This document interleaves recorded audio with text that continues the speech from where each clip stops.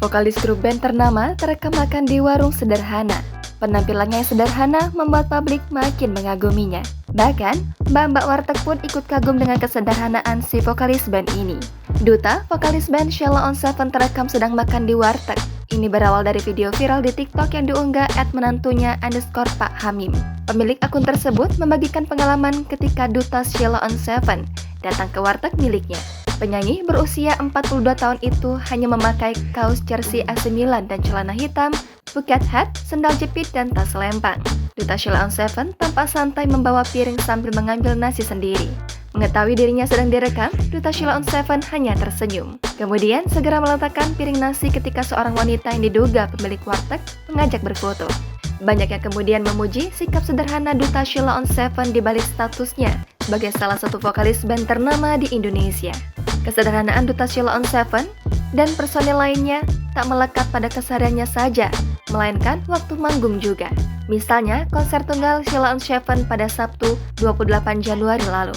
Di balik viralnya konser tunggal Sheila on 7 menyapa kembali para penggemar, promotor menceritakan pengalaman mereka melayani para personelnya. CEO Antara Suara, Andri Feraning Ayu, membocorkan riders yang diminta para personel Sheila on 7 saat konser tunggal itu. Kelakuan para personel Sheila on 7 memang tak pernah berubah, meskipun sudah dikenal luas dan punya fans yang militan.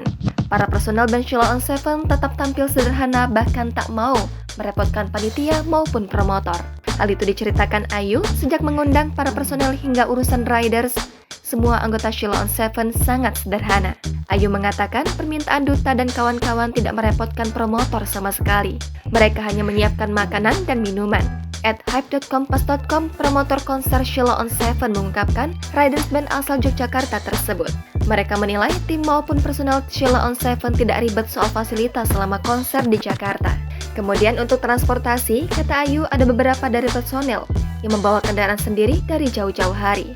Bahkan ada yang naik kereta dari Yogyakarta.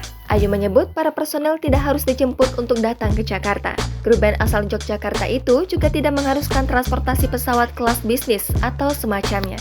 Selain itu, untuk makanan, Ayu menyebut para personel Sheila on 7 cari makan sendiri tanpa ada jadwal. Ayu mengatakan para personel juga tak memilih-milih tempat makanan mana yang hendak dikunjunginya. Ayu mengatakan cerita-cerita yang beredar tentang kesederhanaan personel grup band asal Yogyakarta itu benar adanya karena ia merasakan sendiri. Jangan lupa subscribe, share, komen, dan like ya!